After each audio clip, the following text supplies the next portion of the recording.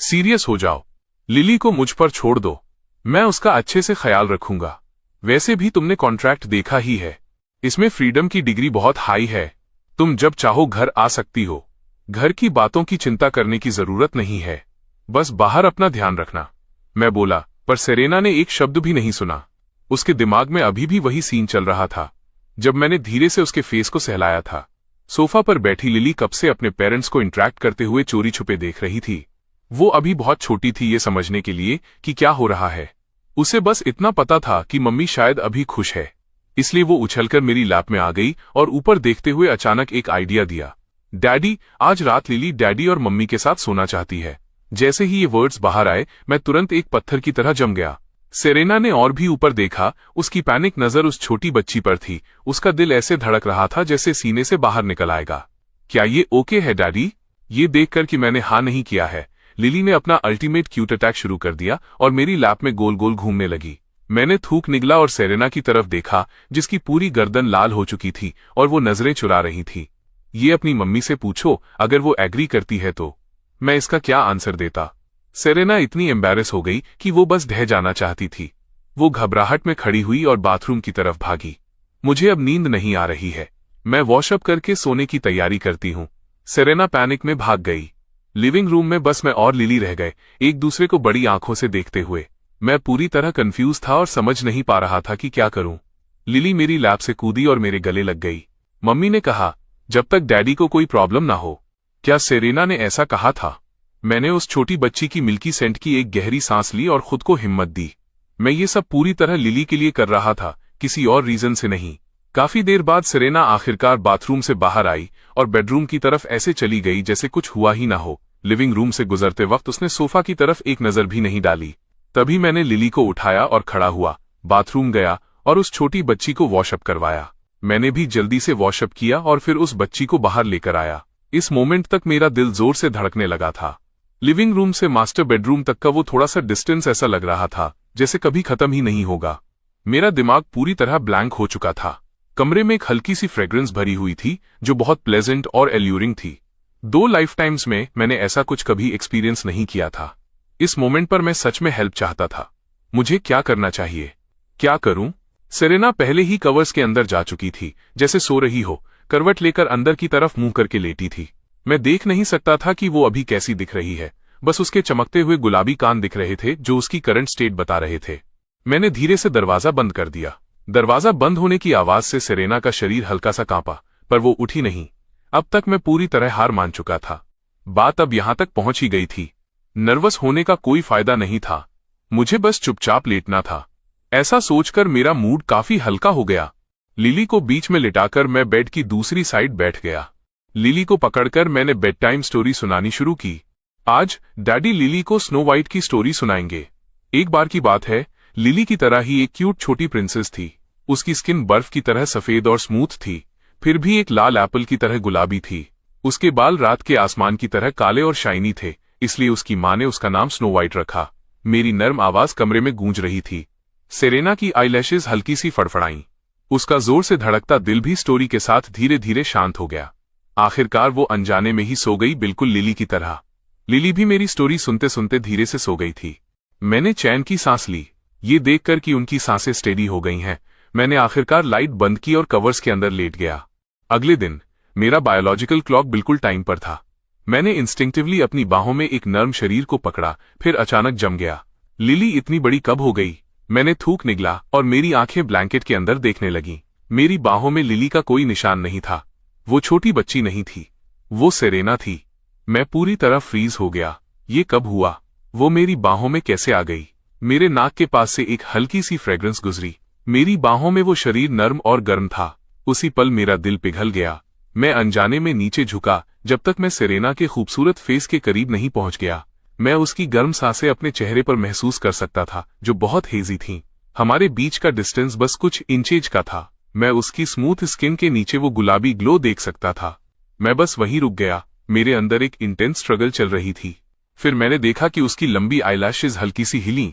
चौंककर मैं जल्दी से सीधा बैठ गया और चुपके से अपना वो हाथ निकाला जिसे वो पिलो की तरह यूज कर रही थी। ध्यान से झुककर बेड से उतरा और बेडरूम से दबे पांव बाहर निकल गया। फिर वॉशअप करने बाथरूम चला गया। मेरा चेहरा हार से भरा था। इतनी सुबह सुबह, और ये मुझे अभी से टॉर्चर कर रहा था। मुझे नहीं पता था कि जिस मोमेंट मैंने बेडरूम छोड़ा, बेड पर लेटी सेरेना ने अपनी खूबसूरत आंखें खोली थीं और चैन की सांस ली थी। उसने अपने जलते हुए चेहरे को पकड़ा और कवर्स के नीचे छुप गई। किसी का सामना करने के लिए वो बहुत एम्बैरस थी। जिस मोमेंट में बैठा था, सेरेना पहले ही जाग चुकी थी। उसे नहीं पता था कि वो कब मेरी बाहों में पहुंच गई, यहां तक कि मेरा हाथ पिलो की तरह यूज कर रही थी। ये इतना एम्बैरेसिंग था जब तक उसने मेरी सांसें अपने फेस पर महसूस नहीं की। वो अंदर से थोड़ी पैनिक हो गई थी। वो क्या करने वाला था? क्या वो किस करने वाला था? उसे क्या करना चाहिए? सेरेना उस वक्त डर के मारे मरने वाली हो गई थी, पर उसने जागने की हिम्मत नहीं की और बस सोने का नाटक करती रही। शुक्र है कि मैं टाइम पर रुक गया, वरना वो सच में नहीं जानती थी कि मेरा सामना कैसे करेगी। पर जब मैं सच में चला गया तो उसे हल्की सी डिसअपॉइंटमेंट महसूस हुई।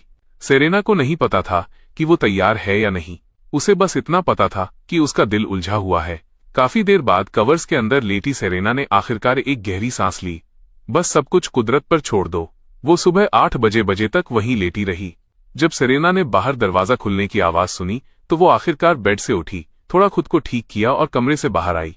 मैं पहले ही किचन में ब्रेकफास्ट तैयार करने चला गया था। सेरेना को बाहर आते देखकर मेरे एक्सप्रेशन थोड़े ऑकवर्ड थे। जब मैंने उसे ग्रीट किया, तुम उठ गई। सेरेना के एक्सप्रेशन भी थोड़े ऑकवर्ड थे। हाँ, इतना कहकर वो वॉशअप करने के लिए बाथरूम में चली गई। मैंने ज्यादा नहीं सोचा और वापस मुड़कर ब्रेकफास्ट बनाने लगा। उम्मीद के उलट सेरेना बहुत जल्दी वॉशअप करके सीधे किचन में आ गई। लाओ, मैं तुम्हारी हेल्प करती हूँ। सेरेना के एक्सप्रेशन एकदम नेचुरल थे। उसने बड़ी कुशलता से मेरे हाथों से बर्तन लिया और चावल धोने में मेरी मदद करने लगी। मैं बस एक पल के लिए हैरान हुआ, फिर तुरंत रिएक्ट करते हुए उसकी इस मदद को खुशी खुशी एक्सेप्ट कर लिया और मुड़कर सब्जियां धोने लगा। हम दोनों एकदम तालमेल में थे, जैसे कोई कपल सालों से साथ रह रहा हो। उस वक्त वो छोटा सा किचन बहुत ही वार्म लग रहा था। 20 मिनट बाद पूरी फैमिली ने खुशी खुशी ब्रेकफास्ट किया। खाने के बाद सेरेना ने एक हेयर स्टाइल देखा जो बहुत प्यारा था और लिली पर खूब जंचता। इत्तेफाक से छोटी बच्ची के बाल भी हाल ही में काफी बढ़ गए थे, इसलिए उसने लिली को बहला फुसलाकर हेयर कट के लिए बाहर ले जाने के लिए मना लिया। जहां तक मेरी बात है, मैं एक्सपर्ट की तरह सोफा पर पसर गया, अपना फोन निकाला और वीडियो स्क्रॉल करने के लिए टिकटॉक खोल लिया। वाइफ और बच्चा घर पर नहीं, ये लाइफ। उस मोमेंट पर मुझे लगा कि मैं अपनी जिंदगी के पीक पर पहुंच गया हूं। मैंने अभी सिर्फ 2 वीडियो ही स्क्रॉल किए थे कि just want to be ordinary का ट्रेलर सामने आ गया। हार्मनी रिकॉर्ड्स की स्पीड वाकई काबिले तारीफ थी। वीडियो महीने के आखिर में आने वाला था और अभी सिर्फ 26 तारीख ही थी, फिर भी ट्रेलर आ चुका था। Just want to be ordinary का ट्रेलर बहुत सिंपल था। कुछ वीडियो क्लिप्स के साथ गाने की 2 लाइनें जो ऑडियंस की क्यूरियोसिटी जगाने के लिए काफी थीं।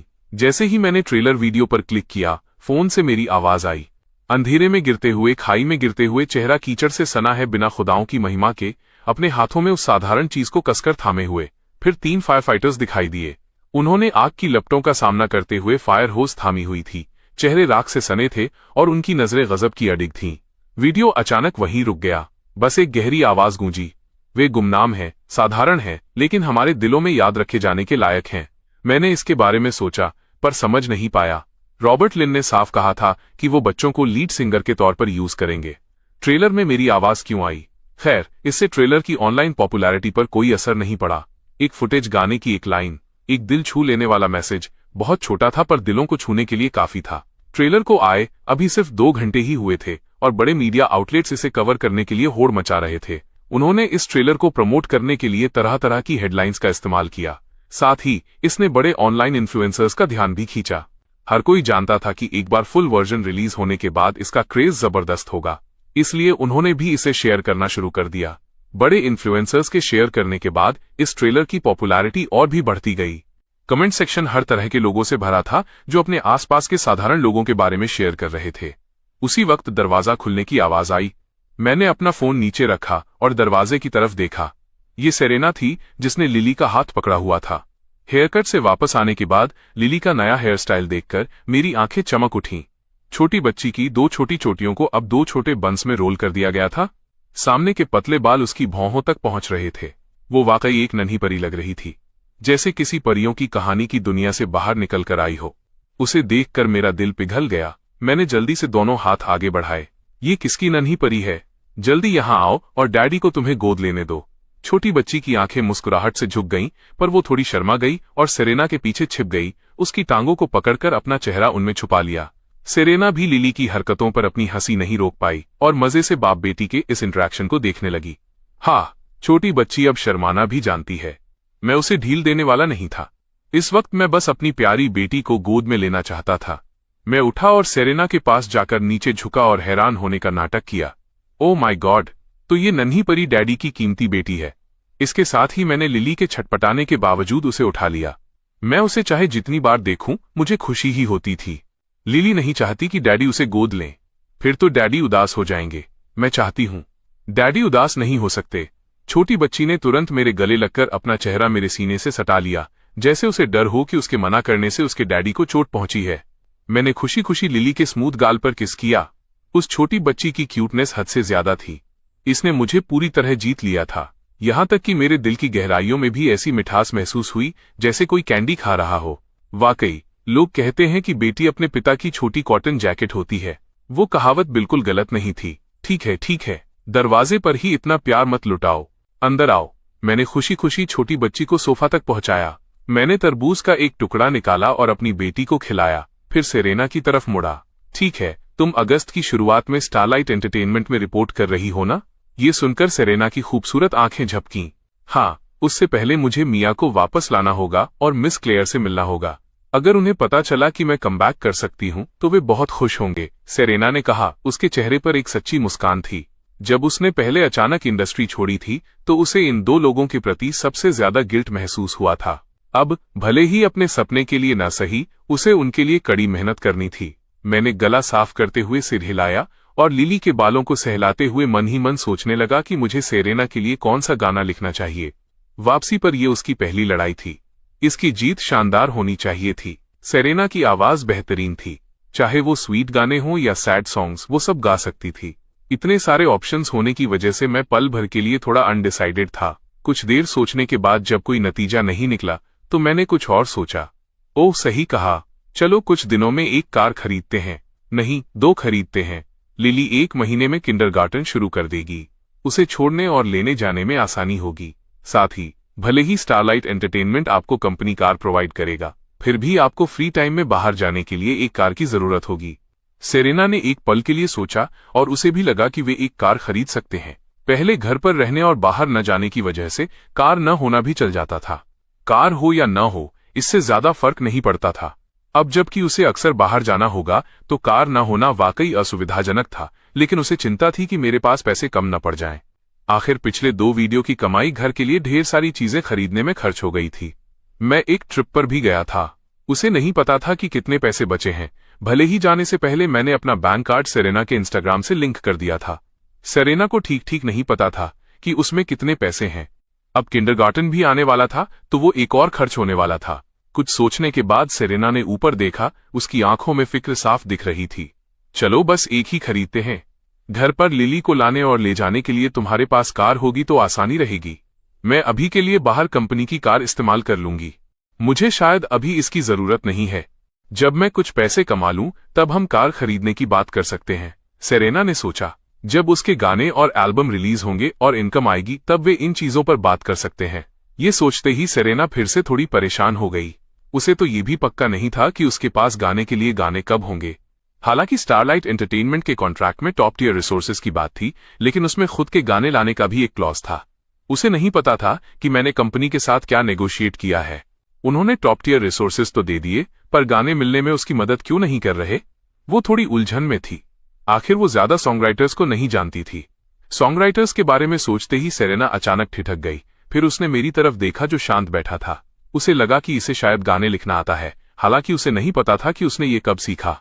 टिकटॉक के 2 गानों में से एक तो मैंने सीधे लिली को गाना सिखाया था। मैं कार न खरीदने के पीछे की सेरेना की चिंता समझ गया। मैंने शांति से अपना हाथ हिलाया। चिंता मत करो, तुम्हें घर में पैसों की कमी के बारे में सोचने की जरूरत नहीं है। थोड़े दिन रुक जाओ, बस लहर आने दो। कुछ ही दिनों में पैसे आ जाएंगे। 30 जुलाई को संडे था। Just want to be ordinary MV ठीक सुबह 8 बजे लाइव हुआ। इसे हार्मनी रिकॉर्ड्स और 7 मेमोरीज अकाउंट के कोलैबोरेशन के तौर पर रिलीज किया गया था और नेशनल ब्रॉडकास्टिंग नेटवर्क ने कई डिपार्टमेंट्स के साथ मिलकर इसे शेयर किया। इसका लाइनअप वाकई बेमिसाल और ग्रैंड था। बेशक लाइनअप चाहे जितना भी बड़ा हो, ऑडियंस तो क्वालिटी ही देखना चाहती थी। अगर क्वालिटी स्टैंडर्ड के हिसाब से होगी तभी लोग सपोर्ट करेंगे। हालांकि आजकल ऑनलाइन एक बात बहुत चल रही थी, अगर 7 मेमोरीज ने इसे बनाया है तो ये पक्का मास्टरपीस होगा। भले ही मैंने सिर्फ 2 गाने पोस्ट किए थे, पर मैंने अनगिनत फैंस का दिल जीत लिया था। हर कोई मेरे कंपोज किए हुए गानों की क्वालिटी से खुश था। अब जब सबने देखा कि इस एमवी के लिरिक्स और म्यूजिक दोनों 7 मेमोरीज के हैं, तो सबकी दिलचस्पी तुरंत बढ़ गई। ये रहस्यमयी आदमी जब भी कोई कदम उठाता है तो वो कमाल का ही होता है, इसलिए ऑडियंस इस एमवी को देखने के लिए टूट पड़ी। रिवरसाइड सिटी में अपने घर पर हम तीनों पहले ही सोफा पर बैठ चुके थे। मैंने अपने फोन की स्क्रीन टीवी पर कास्ट की और टिकटॉक खोला। सेरेना और लिली को अभी भी कुछ पता नहीं था।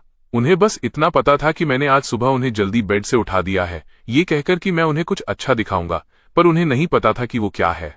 एमवी ओपन होते ही पूरी फैमिली एक साथ टीवी की तरफ देखने लगी। जैसे ही एमवी की इमेज सामने आई, सेरेना और लिली दोनों खामोश हो गए। वे थोड़े हैरान थे। उन्होंने टीवी स्क्रीन पर देखा, बड़े अक्षरों में just want to be ordinary लिखा था और नीचे लिरिसिस्ट और कंपोजर के तौर पर 7 मेमोरीज का नाम था। इसके अलावा ये एमवी पूरे 7 मिनट लंबा था। यहां तक कि मैं भी दंग रह गया। मुझे नहीं पता था कि उन्हें इतना लंबा रन टाइम कहां से मिला। रॉबर्ट लिन ने पहले मुझसे कांटेक्ट किया था और कंप्लीट वर्जन दिखाने की बात कही थी, पर मैं राजी नहीं हुआ था। मैं ये मोमेंट अपनी फैमिली के साथ शेयर करना चाहता था। इसके अलावा मुझे रॉबर्ट लिन की प्रोफेशनल स्किल्स पर पूरा भरोसा था। सेरेना मेरी तरफ मुड़ी, उसकी खूबसूरत आंखें चमक रही थीं। वो हैरान थी कि मैंने और भी म्यूजिक लिखा है और हार्मनी रिकॉर्ड्स के साथ कोलैबोरेट भी किया है।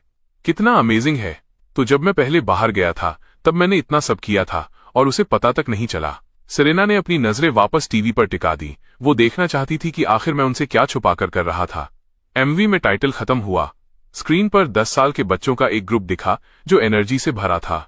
बच्चों ने मैचिंग ब्लैक टी शर्ट पहनी थी। उनके बीच में एक मिडिल एज्ड टीचर पियानो बजा रहे थे। पियानो की आवाज आई और कैमरा कट हुआ।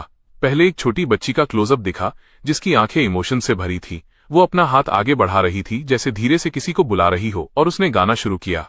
इमेज बदली। ऑरेंज यूनिफॉर्म में फायर फाइटर्स का एक ग्रुप दिखा। उनके चेहरे अडिग थे। वे रेस्क्यू का सामान ले जा रहे थे और अपने शरीर को पुल की तरह इस्तेमाल करके पानी के बीच से रास्ता बना रहे थे। कैमरा फिर से एक और छोटी बच्ची की तरफ मुड़ा। उसकी आंखें थोड़ी लाल थीं। उसका सिर झुका था और वो धीरे से फुसफुसा रही थी। उस छोटी बच्ची की इमेज धीरे धीरे फीकी पड़ने लगी और एक फैमिली में बदल गई जो टेबल के चारों तरफ बैठकर डम्पलिंग्स खा रही थी और टीवी देख रही थी। जहां एक खुशी भरा रियूनियन होना चाहिए था, वहां सन्नाटा था। सिर्फ दादी मेन सीट पर बैठी थीं, अपने आंसू रोकते हुए टीवी को घूर रही थीं। टीवी पर उनके पोते की शहादत की खबर चल रही थी। 2 और छोटी बच्चियों की इमेज सामने आई, एक के बाद एक, जो धीरे धीरे गा रही थीं। गाने की 2 लाइनों के बाद वे गायब हो गईं और उनकी जगह एक साधारण दिखने वाला आदमी आया, लेकिन उसकी आंखें चमक रही थीं। वो बस में एक पॉकेटमार को गौर से देख रहा था। जैसे ही पॉकेटमार ने हाथ मारा, उसने चोर को पकड़ लिया, लेकिन आसपास के लोग डर के मारे दूर हो गए और बस खामोश खड़े रहे। पल भर में 2 और चोरों ने उस आदमी को घेर लिया। सिचुएशन उसके खिलाफ होने लगी। इस वीडियो को देख रहे अनगिनत लोग उस वक्त एंजाइटी महसूस करने लगे। अपनी मुट्ठियां भींचनी, आंखों में आंसू आ गए। वो बस वीडियो के अंदर कूदकर चोरों को पकड़ने में उसकी मदद करना चाहते थे, लेकिन एमवी की इमेज उस पल फिर धुंधली हो गई। टीचर बस खामोशी से पियानो बजाता रहा। उन छोटी बच्चियों में से एक ने फिर से गाना शुरू किया। इमेज अचानक एक हॉस्पिटल की तरफ कट हुई। एक थके हुए डॉक्टर ने हाथ आगे बढ़ाया। नवजात बच्चा एक बुजुर्ग कपल को सौंप दिया। वह बुजुर्ग कपल खुशी के मारे वहीं रो पड़ा और बार बार डॉक्टर का शुक्रिया अदा करने लगा।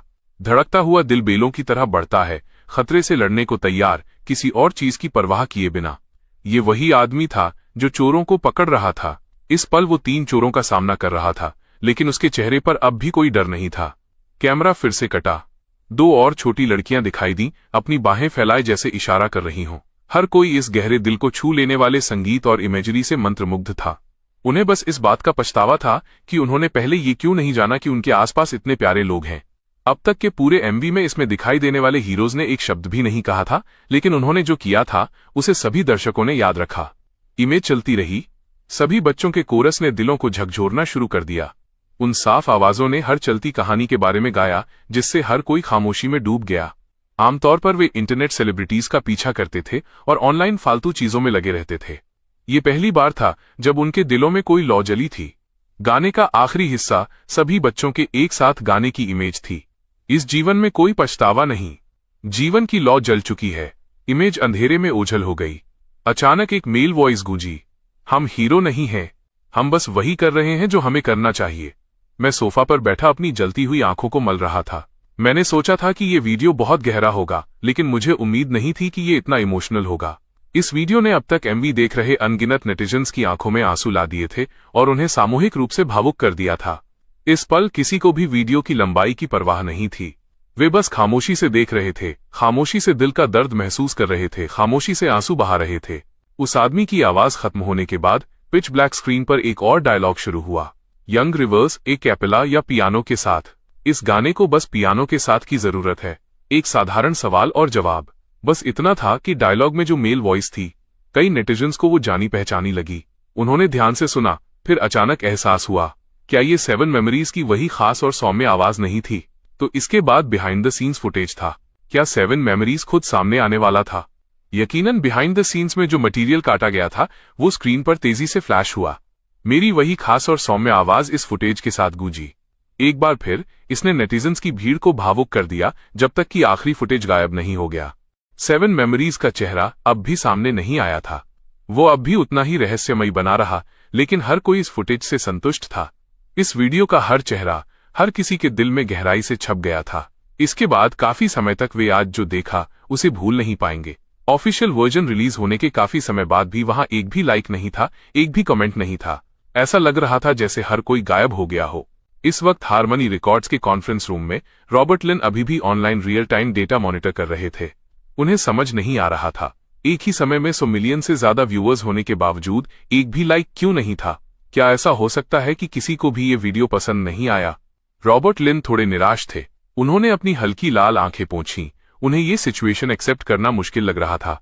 पर अगले ही पल इस वीडियो का डेटा अचानक आसमान छूने लगा। लाइक्स और कमेंट्स की बाढ़ आ गई जिसे रोकना नामुमकिन था। टिकटॉक के इतिहास में ये पहली बार था कि इतने कम समय में डेटा इस कदर विस्फोटक तरीके से बढ़ा। पलक झपकते ही लाइक्स 1 लाख से सीधे 5 मिलियन, फिर 10 मिलियन और 20 मिलियन तक पहुंच गए। टिकटॉक प्लेटफॉर्म का कमेंट सिस्टम पहली बार क्रैश हो गया। इसके बावजूद ऐसा लग रहा था कि नेटिजन्स की भीड़ को लाइक और कमेंट करने से कोई नहीं रोक सकता। इसके बाद 5 ट्रेंडिंग टॉपिक सिर्फ हारमनी रिकॉर्ड्स और just want to be ordinary MV के बारे में थे। कॉन्फ्रेंस रूम में अचानक खुशियों की लहर दौड़ गई। रॉबर्ट लिन ने भी इमोशनल होकर अपनी मुट्ठियां भींच लीं और खामोशी से डेटा को ऊपर जाते हुए देखते रहे। ये साबित हो गया कि लोग बेअसर नहीं थे, बस उन्हें इन इमोशंस को प्रोसेस करने का समय नहीं मिला था। Just want to be ordinary का तूफान पूरे इंटरनेट पर छा गया। तूफान की रफ्तार इतनी तेज थी कि अनुभवी रॉबर्ट लिन के लिए भी ये अनपेक्षित था। अब वो बहुत खुश थे कि उन्होंने मेरा ये गाना चुना। ये फुटेज अगर किसी और साधारण गाने के साथ जोड़ी जाती तो निश्चित रूप से इतनी हिट नहीं होती। सिर्फ 1 घंटे में हारमनी रिकॉर्ड्स प्लेटफॉर्म पर व्यूज 100 मिलियन पार कर गए और टिकटॉक पर तो ये 200 मिलियन तक पहुंच गए। जहां तक मेरी बात है, मैंने माँ और बेटी दोनों को पकड़ा हुआ था। एक का सिर सहला रहा था और दूसरे की पीठ थपथपा रहा था। मैं कुछ कहना चाहता था पर समझ नहीं आ रहा था कि क्या कहूं, क्योंकि मैं खुद भी भावुक था। भले ही मैंने ये गाना रॉबर्ट लिन को दिया था, पर पूरा वीडियो हारमनी रिकॉर्ड्स की प्रोडक्शन टीम ने बनाया था। मैंने भी इसे पहले नहीं देखा था। मैं बस इतना कह सकता हूं कि हारमनी रिकॉर्ड्स ने इस गाने को एक परफेक्ट घर दिया है। सेरेना मेरी बाहों में सिसक रही थी, मेरी शर्ट पकड़कर उस पर अपने आंसू और नाक पोंछ रही थी। उसकी ये हालत देखकर मेरा दिल भर आया। सिर्फ एक वीडियो ही तो देख रहे थे। रोना एक बात थी, पर वो इतनी दुखी क्यों महसूस कर रही थी? सेरेना को अब जाकर पता चला कि मैं उन दिनों बाहर क्या कर रहा था। ऐसा गाना कंपोज करना, हारमनी रिकॉर्ड्स के साथ कोलैबोरेट करना और उसे वो नामुमकिन सा कॉन्ट्रैक्ट दिलाने में मदद करना, वह किन चीजों से गुजरा होगा उसे कुछ पता तक नहीं था। उसे इस बात का दुख था कि मैंने बाहर इतना सब किया और घर आकर उसे बताया तक नहीं। क्या जेम्स रिवर्स को इस वजह से किसी ने परेशान किया होगा? क्या किसी ने उसे नजरअंदाज किया होगा? ऐसा गाना बनाने के लिए उसने कितनी मेहनत की होगी, उसे कुछ नहीं पता था। वो तो बस आराम से घर पर बैठकर इसके रिजल्ट्स एंजॉय कर रही थी। ठीक है, अब रोना बंद करो। क्या हमें लंच नहीं करना? मैं तुम्हारे लिए कुछ डिलीशियस बनाता हूँ। क्या तुम लिली को पकड़ सकती हो? मैंने धीरे से उसकी पीठ फिर थपथपाई। छोटी बच्ची रोते रोते थक गई थी और न जाने कब मेरी बाहों में ही सो गई थी। मुझे पता है। सेरेना ने एक बार फिर मेरी शर्ट पर अपना चेहरा पोंछा, फिर मेरी बाहों से बाहर निकली और मुंह फुलाते हुए लिली को अपनी गोद में ले लिया। उसी समय रिवरसाइड सिटी के डाउनटाउन में रेबेका का चेहरा इतना उतरा हुआ था कि लग रहा था जैसे अभी रो देगी। उसकी मैनेजर मिस युआन के एक्सप्रेशन भी बहुत खराब थे, भयानक एक्सप्रेशन। कमरे का माहौल एकदम दमघोटू था। सिर्फ दूर खड़ी मिया चुपके से मुस्कुरा रही थी। वो बहुत खुश दिख रही थी। रेबेका ने अपनी मैनेजर की तरफ देखा। उसे वो बूढ़ी, बदसूरत औरत और भी बेकार लगने लगी। मिस युआन, क्या मेरा गाना जुलाई के आखिर में हारमनी रिकॉर्ड्स पर लाइव नहीं होना था? अब ये क्या हो रहा है? गाना पीछे धकेल दिया गया। मुझे बताया गया है कि ये अगस्त की शुरुआत तक लाइव नहीं होगा। कंपनी ने पहले ही एड्स बना दिए हैं। मैंने अभी ट्रेंडिंग टॉपिक्स खरीदे थे और उन्होंने ये सब कर दिया। बिना एक शब्द कहे मेरा गाना पीछे कर दिया और सारे ट्रेंडिंग स्पॉट्स पर कब्जा कर लिया। मिस युआन, आप इसकी इंचार्ज हैं। आपको मुझे इसका जवाब देना होगा। मिस युआन का चेहरा और भी काला पड़ गया। ऐसा कुछ होना उन्हें पहले ही नाखुश कर चुका था। अब रेबेका भी उन पर चिल्ला रही थी, चुप हो जाओ। वो अंदर से और भी ज्यादा गुस्से में थी। जवाब? तुम चाहती हो मैं जवाब दूं? अगर तुम इतनी काबिल हो तो जाकर हारमनी रिकॉर्ड्स को ढूंढो। मुझ पर गुस्सा क्यों निकाल रही हो? असल में वहां का ये कैंपेन अगस्त के बीच तक खत्म नहीं होना था। किसे पता था ये 7 मेमोरीज कहीं से भी बीच में आ टपकेगा। एक गाने ने हारमनी रिकॉर्ड्स का एमवी जल्दी लाइव करवा दिया। अगर उन्हें अपनी रोजी रोटी के लिए रेबेका की जरूरत न होती तो मिस युआन उससे बात भी नहीं करना चाहती। तो अब हम क्या करें? रेबेका का लहजा अभी भी बहुत आक्रामक था। मिस युआन ने भौहें सिकोड़ी। इस वक्त वे दोनों एक ही कश्ती में सवार थे। वे अभी अलग नहीं हो सकते थे। हम क्या कर सकते हैं? हम सिर्फ इस लहर के गुजरने का इंतजार कर सकते हैं।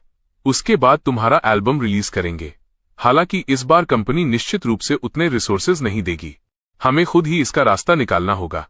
रेबेका को भी पता था कि वे बस इतना ही कर सकते हैं। वो बस इसे स्वीकार करने के लिए बिल्कुल तैयार नहीं थी। वो मन ही मन 7 मेमोरीज को कोसने लगी। उसी की वजह से उसकी लाइमलाइट छीन ली गई थी। जब रेबेका पीछे मुड़ी और उसने दूर मिया को अपना मुंह छिपाकर हंसते हुए देखा तो वो और भी ज्यादा आग बबूला हो गई। मिया पार्कर, क्या तुम्हें दिख नहीं रहा कि यहाँ सब गड़बड़ है? तुम यहाँ आकर सफाई क्यों नहीं कर रही हो? उस कर्कश और अप्रिय आवाज ने मिया को अपने कान खुजलाने पर मजबूर कर दिया। ओह सॉरी, मेरा कॉन्ट्रैक्ट आज खत्म हो रहा है। मैंने पहले ही अपना इस्तीफा दे दिया है। हा, ये मैडम अब और सेवा नहीं करेगी, मिया ने कहा और जोर से हंसी। जहां कुछ लोग दुखी थे वहीं कुछ लोग और भी ज्यादा खुश थे। लंच के बाद खुशहाल 3 लोगों का परिवार टैक्सी से बाहर निकला।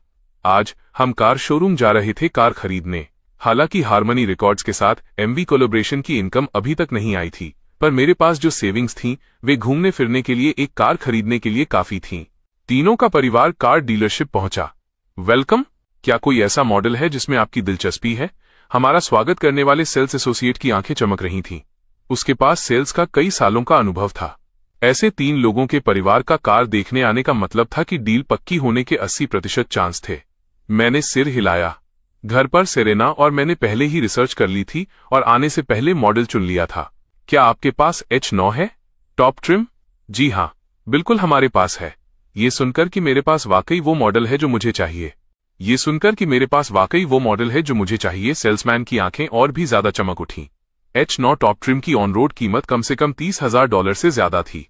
सर, हमारे पास H9 टॉप ट्रिम स्टॉक में है। मैंने दरियादिली से अपना बैंक कार्ड और ड्राइविंग लाइसेंस निकाला और सेल्समैन को थमा दिया। मैं यही लूंगा। कार्ड से फुल पेमेंट कर रहा हूं। डीलरशिप से निकलकर जब घर पहुंचे तो शाम के 5 बजे बज चुके थे। जैसे ही मैं घर पहुंचा मुझे एंजेला का फोन आया। हेलो, बड़े टैलेंट, बधाई हो। इस वक्त पूरा इंटरनेट उस एमवी और तुम्हारी खबरों से भरा पड़ा है। इस बार तुम वाकई फेमस हो गए हो। आपसी खुशी। मैं इतना फेमस नहीं होना चाहता। वैसे आपकी कंपनी को भी इससे काफी फायदा हुआ होगा, है ना? मैं मुस्कुराया। ये गाना स्टारलाइट एंटरटेनमेंट की तरफ से हारमनी रिकॉर्ड्स को सबमिट किया गया था। उनकी कंपनी को निश्चित रूप से काफी फायदा हुआ था। ये फायदे शायद तुरंत दिखाई न दे, लेकिन बाद में धीरे धीरे नजर आएंगे। अगर हारमनी रिकॉर्ड्स के पास भविष्य में कुछ भी अच्छा होगा तो वे सबसे पहले उन्हीं के बारे में सोचेंगे। ये सब तुम्हारी वजह से है, बड़े टैलेंट। चलो काम की बात करते हैं। सेरेना रजिस्ट्रेशन के लिए कब आ रही है? दूसरी तरफ से एंजेला ने एक बार मुझे छेड़ा, फिर मुस्कुराए हुए पूछा। मैंने सोफा पर बैठी सेरेना की तरफ देखा, जो अनजान बनने का नाटक कर रही थी, पर चोरी छिपे मेरी बातें सुन रही थी, और मुस्कुराया। कुछ ही दिनों में, ज्यादा से ज्यादा 3 तारीख तक। घर पर अभी कुछ काम है, उन्हें निपटाने के बाद वो आएगी। ठीक है, फिर मैं यहाँ सम्मान के साथ उसके आने का इंतजार करूंगी। एंजेला अंदर से बहुत क्यूरियस थी कि आखिर वो महिला कैसी होगी जिसके लिए मैं इतनी भाग दौड़ कर रहा था। उसकी पर्सनैलिटी कैसी होगी? अगले दिन सेरेना मिया और मिस क्लेयर को ढूंढने निकली। कल वो उन्हें साथ लेकर स्टारलाइट एंटरटेनमेंट जाने वाली थी। उसने मिया को कॉल करने से पहले सेलेस्टियल ब्यूटी एंटरटेनमेंट बिल्डिंग के पास कार रोकी। वो उसे सरप्राइज देना चाहती थी। फोन तुरंत उठा लिया गया। सेरेना के चेहरे पर मुस्कान आ गई। उसकी आवाज भी काफी चहक रही थी। मिया, गेस करो मैं कहाँ हूँ। मिया अपने रेंटल रूम में अपना सामान पैक कर रही थी। जॉब छोड़ने के बाद वो अपने होम टाउन जाने की प्लानिंग कर रही थी। उसने पहले ही तय कर लिया था कि अगर ये जगह उसे नहीं अपनाएगी तो कोई दूसरी जगह जरूर होगी। सेरेना, अगर तुम घर पर नहीं हो तो और कहाँ हो सकती हो? पागल लड़की, मैं तुम्हारी कंपनी के नीचे हूँ। जल्दी नीचे आओ, मुझे तुमसे कुछ कहना है। तो 1 मिनट रुको सेरेना, मैं अभी नीचे आती हूँ। मिया अचानक थोड़ी घबरा गई। सेरेना उसकी कंपनी में क्यों आई थी? उसे पल भर के लिए समझ नहीं आया कि वो सेरेना को अपनी जॉब छोड़ने और घर वापस जाने के बारे में कैसे बताए। कुछ ही देर में वो हांफती हुई नीचे भाग कर आई। सेरेना! मिया की आंखें चमक उठीं और वो तेजी से सेरेना के पास पहुंची। सेरेना, तुमने कार खरीदी? मिया ने सेरेना के पास खड़ी ब्रांड न्यू कार को देखा। उसका चेहरा यकीन न करने जैसा था। क्या उस आदमी ने वाकई सेरेना के लिए कार खरीदी? क्या वो सेरेना के साथ बुरा बर्ताव नहीं करता था? सेरेना मुस्कुराई और सिर हिलाते हुए मिया का हाथ थाम लिया। हाँ, आज ही खरीदी है। मुझे आज तुमसे कुछ जरूरी बात करनी है। क्या तुम फ्री हो? सेरेना की आंखें थोड़ी मुड़ी हुई थीं और उसके चेहरे पर खुशी साफ दिख रही थी। तभी मिया ने नोटिस किया कि इस बार सेरेना पिछली मुलाकात से थोड़ी अलग लग रही थी। उसकी स्किन बहुत स्मूथ थी, चेहरा थोड़ा भरा हुआ था और उसका रंग साफ तौर पर काफी बेहतर था। सबसे जरूरी बात यह थी कि उसका कॉन्फिडेंस वापस आता दिख रहा था। सेरेना, मैं फ्री हूं, बहुत फ्री हूं। जो भी बात है बस मुझे बताओ। मिया, वापस आ जाओ और मेरी असिस्टेंट बनो। चलो मिस क्लेयर को भी कॉल करते हैं। मैं कम बैक करने वाली हूं। मिया सुन रह गई। उसे अपने कानों पर यकीन नहीं हो रहा था। काफी देर बाद वो होश में आई। सच में सेरेना, तुम मुझसे मजाक तो नहीं कर रही? तुम वाकई कम बैक करने वाली हो? सच में? सेरेना ने पक्का जवाब दिया। मुझे पता था, किस्मत कभी किसी का रास्ता पूरी तरह बंद नहीं करती। हा। सेरेना, क्या इत्तेफाक है, मैंने अभी अभी अपनी जॉब छोड़ी है। ओ, हम फिर से साथ हो सकते हैं। मिया, क्या तुम्हें पता है मिस क्लेयर कहाँ है? चलो अभी उन्हें ढूंढते हैं। मुझे पता है, इस वक्त वो पक्का चिंगपू डिस्ट्रिक्ट पीपल्स हॉस्पिटल में अपनी माँ की देखभाल कर रही होंगी। काम के 4 घंटों को छोड़कर मिस क्लेयर हर रोज वहीं होती है। ठीक है, तो फिर अभी चलते हैं। सेरेना ने वक्त बर्बाद नहीं किया। उसने सीधे मिया को कार में बैठने के लिए कहा। वे दोनों हॉस्पिटल की तरफ चल पड़े। कार में मिया ने क्यूरियोसिटी के साथ पूछा, सेरेना, तुम कमबैक कर रही हो, क्या उसे पता है? सेरेना ने सिर हिलाया। उसके होठों के कोने अनजाने में थोड़े मुड़ गए। उसे पता है, इस कमबैक के लिए कॉन्ट्रैक्ट नेगोशिएट करने वही गया था। और तो और, ये कार भी उसने ही मेरे लिए खरीदी है। मिया का मुंह खुला का खुला रह गया। उसे यकीन नहीं हुआ और वो चिल्लाई, उसने तुम्हारे लिए कॉन्ट्रैक्ट नेगोशिएट किया? ये कैसे मुमकिन है? बाइक! सेरेना, तुम मुझसे मजाक तो नहीं कर रही? सेरेना ने बहुत सीरियस होकर सिर हिलाया। यह सच है, उसने मेरे लिए स्टारलाइट एंटरटेनमेंट का कॉन्ट्रैक्ट नेगोशिएट किया है, और वो भी टॉप टियर वाला। मिया को समझ नहीं आ रहा था कि क्या कहे। उसे ये बात हजम नहीं हो रही थी कि जेम्स रिवर्स जैसा कोई इंसान टॉप टियर कॉन्ट्रैक्ट कैसे नेगोशिएट कर सकता है। सेरेना ने देखा कि मिया कोई जवाब नहीं दे रही है, तो उसने जेम्स रिवर्स के बारे में बात जारी रखी। वो अब मेरे साथ बहुत अच्छा बर्ताव करता है, अब उसके प्रति वैसा एटीट्यूड मत रखना, ठीक है? सेरेना, अपने हस्बैंड को लेकर इतनी प्रोटेक्टिव, मुझे बहुत जलन हो रही है, ऐसी जलन जिसका कोई इलाज नहीं। मिया ने बात खींचते हुए सेरेना को चिढ़ाया। सेरेना का खूबसूरत चेहरा अचानक गुलाबी हो गया, पर उसने कोई पलटवार नहीं किया। हॉस्पिटल पहुंचकर सेरेना ने दिल में घबराहट लिए दरवाजा खटखटाया। जैसे ही उसने मिस क्लेयर को देखा, वो लगभग रो पड़ी। मिस क्लेयर के कभी घने काले रहे बालों में अब सफेद धारियां थीं। उनका कभी खूबसूरत रहा चेहरा अब मुरझाया हुआ और बहुत थका हुआ लग रहा था। उन्होंने पुराने और धुले हुए कपड़े पहने थे। वो वैसी ही लग रही थीं जैसी सेरेना पहले लगा करती थी। सेरेना को देखकर मिस क्लेयर पूरी तरह जम गईं और उसे टकटकी लगाकर देखने लगीं। सेरेना को समझ नहीं आ रहा था कि क्या कहे। दोनों एक दूसरे के सामने थे, पल भर के लिए निशब्द। मिया ही थी जो पहले अंदर दौड़ी और मिस क्लेयर का हाथ थाम लिया। मिस क्लेयर, मैं और सेरेना आपसे मिलने आए हैं। आपकी माँ कैसी हैं? तभी मिस क्लेयर ने थोड़े घबराते हुए रिएक्ट किया। उनके हाथ आपस में रगड़ रहे थे। तुम यहाँ हो, तुमने मुझे पहले क्यों नहीं बताया? मुझे देखो जरा, कैसी हालत बना रखी है। सेरेना, अंदर आओ और बैठो। मैंने अभी अभी मम्मी को बहला फुसलाकर सुलाया है। वो अब काफी बेहतर हैं, अच्छे से खा पी रही हैं। बस एक और सर्जरी की जरूरत है और वो बिल्कुल ठीक हो जाएंगी। अपनी माँ का जिक्र करते ही मिस क्लेयर के चेहरे पर हल्की सी मुस्कान आ गई। हालांकि उस मुस्कान में अभी भी कड़वाहट की एक झलक थी। वो पूरी तरह से थक चुकी थी। उन पर अभी भी बाहर का $1 लाख से ज्यादा का कर्ज था। उन्होंने अपने सभी रिश्तेदारों और दोस्तों से उधार ले लिया था। अगली सर्जरी के लिए वो पैसे कहाँ से लाएंगी? सेरेना हॉस्पिटल के कमरे में अंदर आई और बैठ गई। उसने अपना सिर झुका लिया और किसी गलती करने वाले बच्चे की तरह अपने होंठ चबाने लगी। अब उसकी हिम्मत मिस क्लेयर की तरफ देखने की नहीं हो रही थी। मिया ने मिस क्लेयर का हाथ थपथपाया। उसकी नजर सेरेना की तरफ थी। मिस क्लेयर ने भी सेरेना की तरफ देखा, बहुत गौर से। कुछ पल बाद उनके चेहरे पर एक सेटिस्फाइड मुस्कान आई। वो चलकर आईं और उसके पास बैठ गईं। उसका हाथ थाम लिया। सेरेना, मुझे बहुत खुशी है कि तुम मुझसे मिलने आईं। तुम्हें अब इस हाल में देखकर मुझे और भी ज्यादा खुशी हो रही है। इसका मतलब है कि तुम अपनी जिंदगी अच्छे से जी रही हो। जब मैंने तुम्हें पहले रोकने की कोशिश की थी तो वो भी तुम्हारी भलाई के लिए ही था। इसे अपने दिल में मत रखना। Miss clear, I am sorry. Serena अब खुद को रोक नहीं पाई। वो मिस क्लेयर की बाहों में समा गई और उसके आंसू बारिश की तरह गिरने लगे। मिस क्लेयर ने धीरे से सेरेना की पीठ थपथपाई और प्यार से बोली, माफी मांगने की कोई जरूरत नहीं है। कौन सी मां अपने बच्चे को दोष देती है? मैं वाकई तुम्हें अपनी बेटी मानती हूं। अब रोना बंद करो, और रोगी तो बदसूरत हो जाओगी। सेरेना एक अनाथ थी, लेकिन कॉलेज से ग्रेजुएट होने के बाद से मिस क्लेयर ही हमेशा उसका ख्याल रखती आई थी। जब वो गुमनाम थी, वहां से लेकर सिंगिंग कंपटीशन में हिस्सा लेने और फेमस होने तक, और फिर इंडस्ट्री छोड़ने तक, मिस क्लेयर हमेशा उसके साथ थी। मिस क्लेयर ने उसे कदम दर कदम बड़े होते देखा था। इसलिए जब उसने उस साल अचानक इंडस्ट्री छोड़ी तो सबसे ज्यादा दुख उसे नहीं बल्कि मिस क्लेयर को हुआ था। मिस क्लेयर बस धीरे धीरे सेरेना को दिलासा देती रही, जब तक कि उसके सारे आंसू खत्म नहीं हो गए। जब उसने अपनी लाल और सूजी हुई आंखों से ऊपर देखा, तब मिस क्लेयर ने उसे देखकर एक प्यारी सी मुस्कान दी। सेरेना ने अपने होंठ भींचे। मिस क्लेयर, मैं कमबैक करने वाली हूं। क्या आप फिर से मेरी मैनेजर बनेंगी? सेरेना की बात सुनकर मिस क्लेयर ठिठक गईं। फिर उन्होंने अपनी खूबसूरत भौहें सिकोड़ी और कमबैक की बात को किनारे रखते हुए पूछा, तुम्हारे बच्चे का क्या? क्या तुम मिया के मुकाबले उस जेम्स रिवर्स पर भरोसा करके बच्ची को उसके पास छोड़ पाओगी? मिस क्लेयर ज्यादा प्रैक्टिकल थीं। उन्हें अच्छे से याद था वो लड़का ढंग का नहीं लगता था। ऐसा नहीं लगता था कि उसे बच्चों की देखभाल करना आता है। पर सेरेना ने सिर हिलाया। जेम्स रिवर्स लिली के पिता हैं। वो लिली का अच्छे से ख्याल रखेंगे। उन पर भरोसा रखिए। मिस क्लेयर ने अपना माथा रगड़ा। उन्हें समझ नहीं आ रहा था कि आखिर क्या बदल गया है। पर सेरेना का दृढ़ चेहरा देखकर वो बोली, ठीक है, मान लेते हैं कि वो बच्चे का ख्याल रख सकता है, पर तुम्हें पता होना चाहिए कि कमबैक आसान नहीं होता। क्या तुम्हारे पास साइन करने के लिए कोई कंपनी है? अगर साइन कर भी लिया तो कंपनी तुम्हें क्या रिसोर्सेज देगी? मिस क्लेयर, आप खुद देख लीजिए, ये स्टारलाइट एंटरटेनमेंट का कॉन्ट्रैक्ट है। सेरेना ने जल्दी से अपने बैग से कॉन्ट्रैक्ट निकाला और मिस क्लेयर को थमा दिया, जैसे उसे डर हो कि अगर वो एक पल की भी देरी करेगी तो वे यकीन नहीं करेंगी।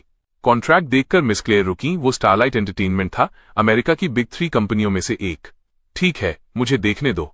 इतना कहकर मिस क्लेयर ने कॉन्ट्रैक्ट लिया और उसे बहुत ध्यान से पढ़ा। फिर वो जितना ज्यादा पढ़ती गईं उतनी ही हैरान होती गईं। आखिर तक पहुंचते पहुंचते उनके हाथ हल्के से कांपने लगे थे। ये किस तरह का जादुई कॉन्ट्रैक्ट था? क्या सेरेना ने स्टारलाइट एंटरटेनमेंट के बॉस को किडनैप कर लिया था? ये एंटरटेनमेंट कंपनी के लिए पूरी तरह से एक तरफा कॉन्ट्रैक्ट था।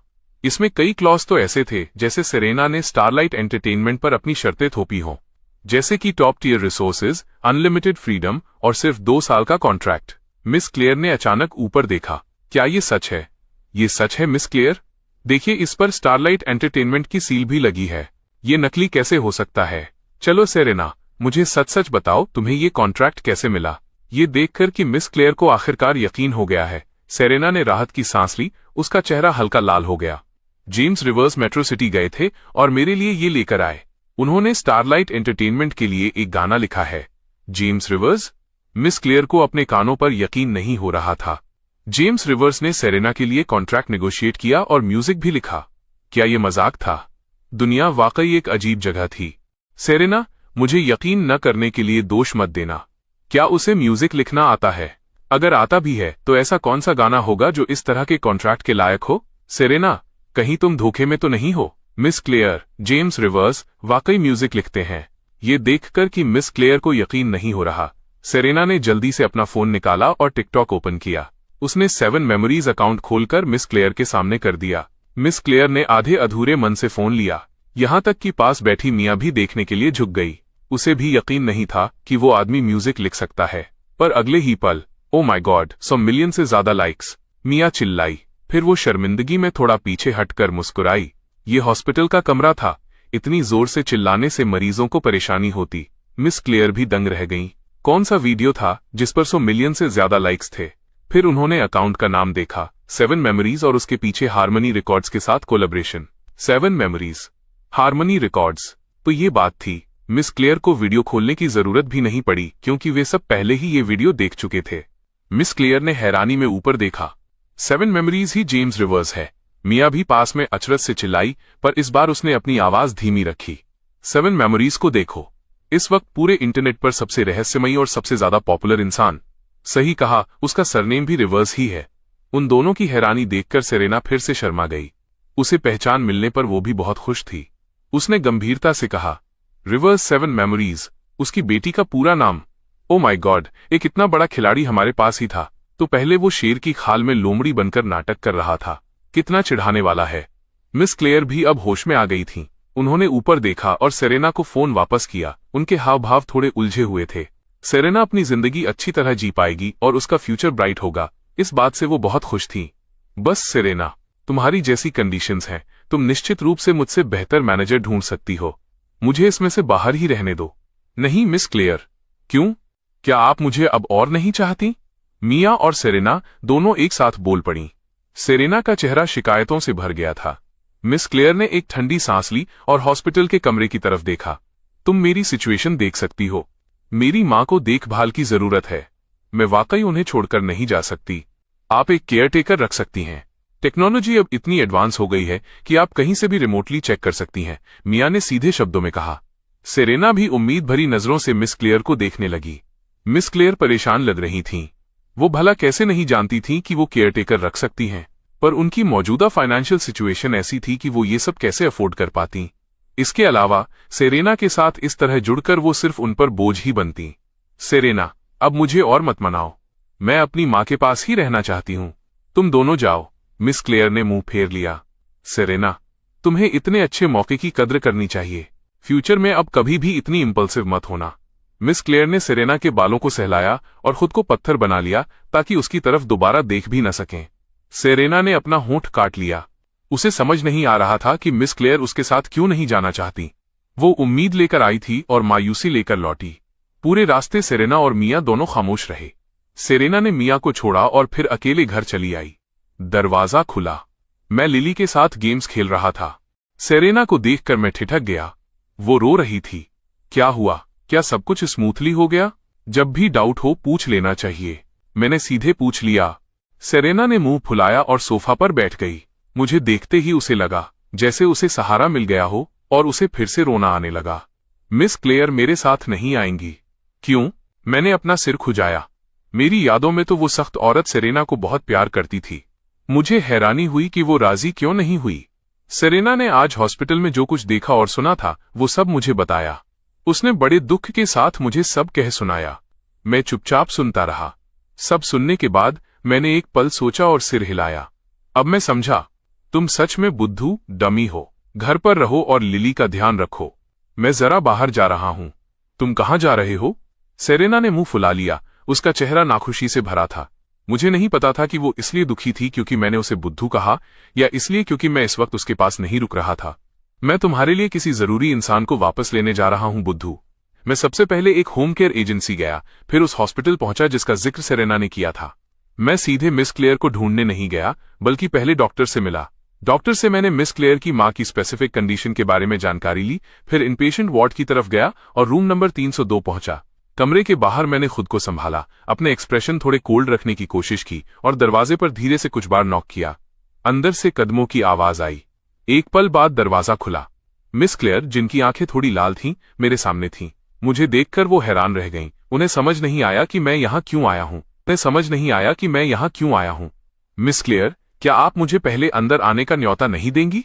मेरी आवाज शांत थी। मिस क्लेयर ने कुछ नहीं कहा, पर वो एक तरफ हट गईं और मुझे कमरे में आने दिया। क्लेयर, क्या ये तुम्हारा दोस्त है?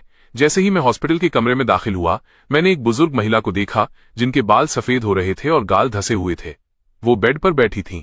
मिस क्लेयर के जवाब देने से पहले ही मैं तेजी से बेड के पास पहुंचा और उनकी मां का हाथ थाम लिया। आंटी, मेरी वाइफ मिस क्लेयर की सहेली है। मेरी वाइफ पहले एक बार आई थी, पर उस वक्त आप सो रही थीं, इसलिए उसने आपको डिस्टर्ब करना ठीक नहीं समझा।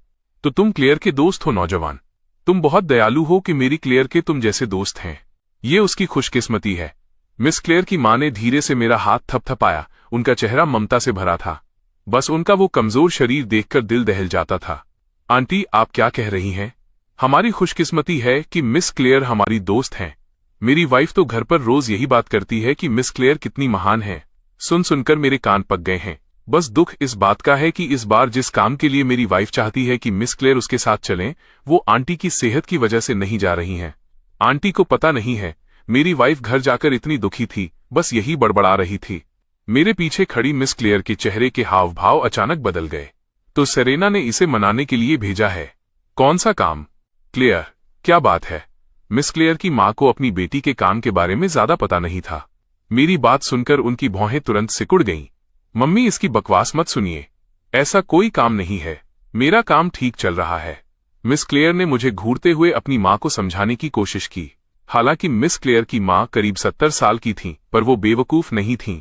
वो समझ गईं कि पक्का उनकी वजह से उनकी बेटी के काम पर असर पड़ रहा है। उन्होंने तुरंत मेरे दोनों हाथों को कसकर पकड़ लिया और पूछा, नौजवान, क्लेयर ने आप सबको परेशान किया है। यह लड़की बहुत जिद्दी है। मुझे बताओ, कौन सा काम है? मैंने मिस क्लेयर की तरफ देखते हुए थोड़ा परेशान होने का नाटक किया। फिर कहा, आंटी देखिए, मेरी इस जुबान को कुछ भी छिपाकर नहीं रख पाती। असल में इस काम में ट्रैवलिंग ज्यादा है। प्लान तो ये था कि आंटी का ख्याल रखने के लिए एक केयर टेकर रख लिया जाए, पर मिस क्लेयर इसके लिए कंफर्टेबल नहीं है। वो खुद आंटी का ध्यान रखना चाहती हैं। क्लेयर, तुम पागल बच्ची, तुमने मम्मी को ऐसी बात क्यों नहीं बताई? अगर काम के लिए तुम्हें बाहर जाना है तो जाओ। मिस क्लेयर की मां ने मेरी बात सुनकर अपनी बेटी की तरफ देखा। मम्मी! मिस क्लेयर घबरा गई थीं। वो मन ही मन मुझे और भी ज्यादा कोस रही थीं। ये सच था कि वो यहां रहकर अपनी मां का ख्याल रखना चाहती थीं, पर असल वजह यह भी थी कि उनके पास जाने का रास्ता नहीं था। वह केयरटेकर रखने के लिए पैसे कहां से लातीं? अगली सर्जरी के पैसे ही उन्हें खोखला कर रहे थे। मिस क्लेयर, चलिए बाहर चलकर बात करते हैं। मेरे एक्सप्रेशन अब भी शांत थे, जैसे मैं मिस क्लेयर की गुस्से वाली नजरों को पूरी तरह नजरअंदाज कर रहा हूं। मैंने मिस क्लेयर की मां का हाथ थामकर फिर से प्यार से कहा, आंटी, फिक्र मत कीजिए, मुझे बस मिस क्लेयर से एक पल बात करनी है। इतना कहकर मैं खड़ा हुआ और हॉस्पिटल रूम से बाहर निकल गया। मिस क्लेयर ने अपने दांत पीसे अपनी मां की तरफ देखा, फिर मेरे पीछे बाहर आ गई। गैलरी में मिस क्लेयर ने ऊपर देखते हुए मुझे घूरा। आखिर तुम चाहते क्या हो? बस मुझे एक बुरा इंसान समझ लीजिए। मैं बस सेरेना को दुखी नहीं देखना चाहता। ओह, सही कहा। मैंने आंटी की अगली सर्जरी की पेमेंट कर दी है। मैंने एक केयरटेकर का भी अरेंजमेंट कर दिया है। ये रहा फोन नंबर। आप खुद अपनी पसंद का इंसान चुन सकती हैं। मैंने शांति से जवाब दिया। हमारे बीच की हाइट के फर्क की वजह से ऐसा लग रहा था जैसे मैं थोड़ा नीचे झुककर देख रहा हूं। जेम्स रिवर्स, क्या तुम मुझे खैरात दे रहे हो? मिस क्लेयर गुस्से में हंसी। आप ज्यादा सोच रही हैं।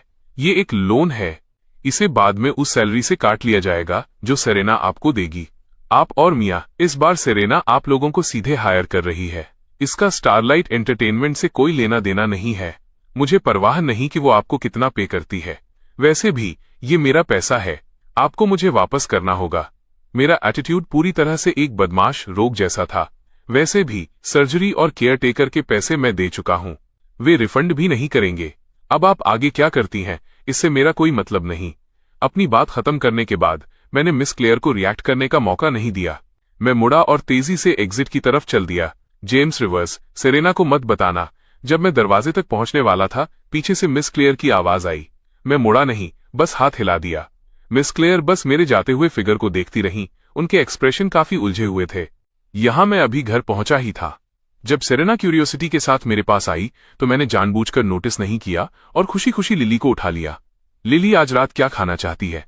सेरेना के एक्सप्रेशन पूरी तरह जम गए। उसने यकीन न करने वाली नजरों से देखा जब मैं उसके पास से गुजर गया। डैडी जो भी कुक करते हैं मुझे सब पसंद है। छोटी बच्ची वाकई मक्खन लगाना जानती थी, उसने कहा, और इस बात पर बिल्कुल ध्यान नहीं दिया कि उसकी मम्मी का चेहरा अब उतर चुका है। ग्रेट, तो डैडी अभी कुक करने जाते हैं। इतना कहकर मैंने उस बच्ची के गाल पर किस किया और किचन की तरफ बढ़ गया। जेम्स रिवर्स, मैं अब गुस्सा हूं। सेरेना ने मुंह फुला लिया। उसका चेहरा शिकायतों से भरा था। ये इंसान उसे फिर से इग्नोर कर रहा था। क्या उसे नहीं पता कि वो घर पर कितनी बेचैनी से इंतजार कर रही थी? क्या बात है? मैं पीछे मुड़ा। मेरे मासूम एक्सप्रेशन ने सेरेना को और भी गुस्सा दिला दिया। जब वो गया था तो उसने प्यार से उसे बुद्धू, डमी कहा था। अब जब वो वापस आया है तो अनजान बन रहा है। वो जितना सोचती उतना ही उसे गुस्सा आता। सेरेना सोफा पर धप से बैठ गई, हाथ मोड़ लिए और दूसरी तरफ मुंह कर लिया। मेरी तरफ अब और नहीं देख रही थी। वो छोटा सा गुस्सा देखने लायक था। मैं मुस्कुराया और तय किया कि अब उसे और नहीं चिढ़ाऊंगा।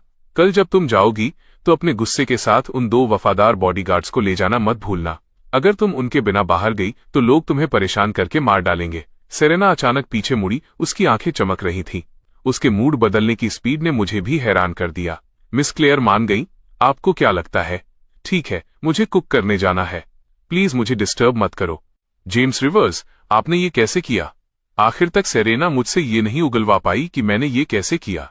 जब भी वो पूछती मैं अनजान बन जाता, पर इससे उसकी उन चमकती आंखों पर कोई फर्क नहीं पड़ा जिनसे वो मुझे देख रही थी। जब से जेम्स रिवर्स बदला था, ऐसा लग रहा था कि कोई ऐसा काम नहीं है जो वो नहीं कर सकता, कर भी नहीं सकता था। मैंने शांति से सेरेना की उस तारीफ भरी नजरों का आनंद लिया। अब मैं एक बड़ा खिलाड़ी, बिग शॉट था।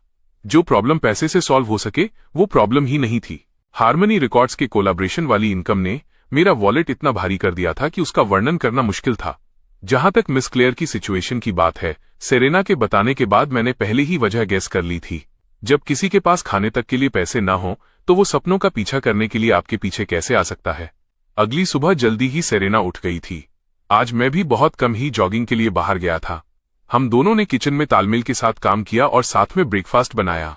सेरेना का सामान पहले ही पैक होकर लिविंग रूम में रखा था। लिली अभी सो रही थी। उसका इरादा लिली के जागने तक रुकने का नहीं था। उसे डर था कि तब वो खुद को संभाल नहीं पाएगी। ब्रेकफास्ट जल्दी बन गया। सेरेना खामोशी से ब्रेकफास्ट करने लगी। मैं उसके पास बैठा बीच बीच में बातें करता रहा।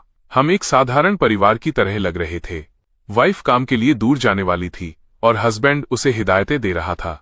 वहां पहुंचकर अक्सर कॉल करना याद रखना, वरना लिली तुम्हें मिस करेगी। मैंने वहां बता दिया है कि तुम आज पहुंच रही हो। मेट्रो सिटी भी ज्यादा दूर नहीं है। जब भी टाइम मिले वापस आ जाना। अगर बाहर कुछ भी होता है तो मुझे बताना याद रखना। बुद्धू बनकर सब कुछ अंदर ही मत दबा लेना। सेरेना दलिया खाते हुए मेरी बातें सुन रही थी। अचानक उसका दिल थोड़ा खाली खाली सा महसूस करने लगा। वो घर छोड़ने में थोड़ी हिचकिचा रही थी। सेरेना ने वो खाना बहुत धीरे धीरे खाया। जब दलिया लगभग खत्म होने वाला था और उसका फोन बजा, तब भी वो ख्यालों में खोई थी। जब मैंने उसे याद दिलाया तब उसने रिएक्ट किया और फोन उठाया। हेलो सेरेना, मैं पूरी तरह तैयार हूँ। मिस क्लेयर मेरे साथ हैं। तुम कब आ रही हो? मैं बस थोड़ी देर में पहुंचती हूँ। सब लोग थोड़ा और इंतजार करें। ठीक है, फिर मेरे घर के नीचे मिलते हैं। नो शो नो गो। मैंने सामान की तरफ देखा। जाने का वक्त हो गया है। लोगों को इंतजार मत करवाओ। सेरेना ने सिर हिलाया। पहले मैं लिली को एक बार देख लूं, फिर मैं निकलती हूं।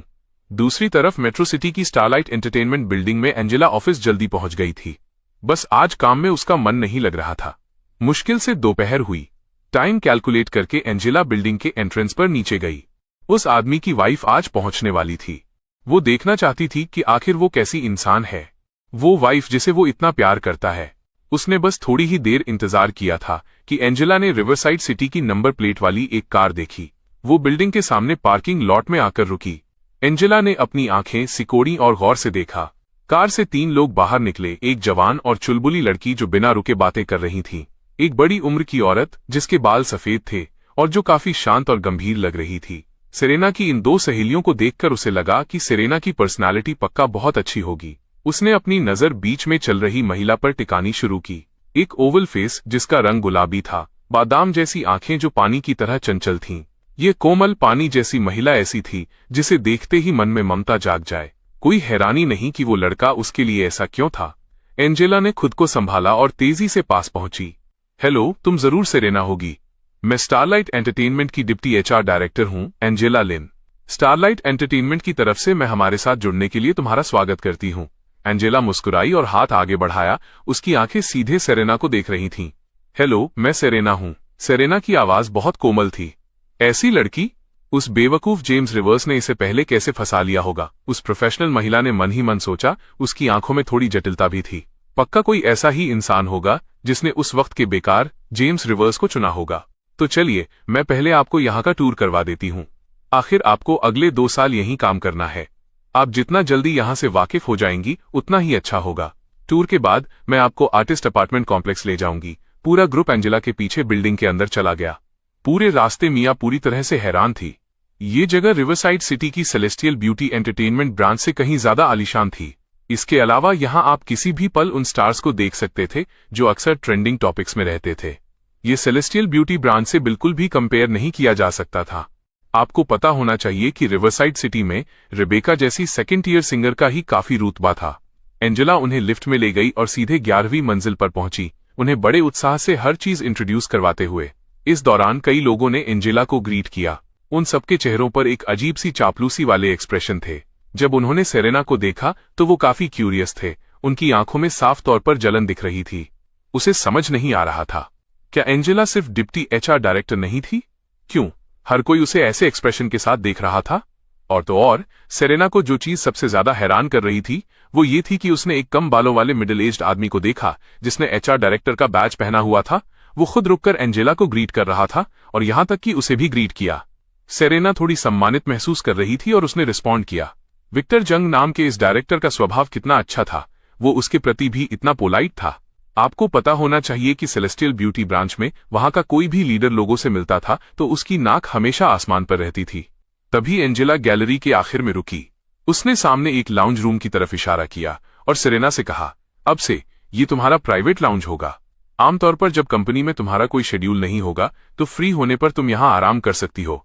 सेरेना ने ऊपर देखा। उसने देखा कि इस लाउंज रूम का दरवाजा मजबूती से बंद था। वहां एक कीपैड लॉक लगा था और नेम प्लेट पर वाकई उसका नाम लिखा था। एंजेला ने पासकोड प्रेस किया और सेरेना को वो कोड्स इंट्रोड्यूस करवाए। शुरुआती पासकोड 6/6 6,66,666 है। तुम बाद में पासकोड बदल सकती हो। हो गया, अंदर जाओ और अपना लाउंज देखो। दरवाजा खुला, सब लोग अंदर गए। मिया सबसे पहले चिल्लाई, वाह, ओ माय गॉड, ये लाउंज तो बहुत बड़ा है और इसकी सजावट कितनी आलीशान है। मिस क्लेयर के थोड़े शांत रहने के अलावा सेरेना भी हैरान रह गई। उसने इतना आलीशान लाउंज कभी नहीं देखा था। एंजेला ने उनके हैरान चेहरों को देखा और मुस्कुराई। हर किसी को ये ट्रीटमेंट नहीं मिलता। टॉप टियर रिसोर्सेज का मतलब है कि लाउंज भी कुदरती तौर पर टॉप टियर ही होना चाहिए।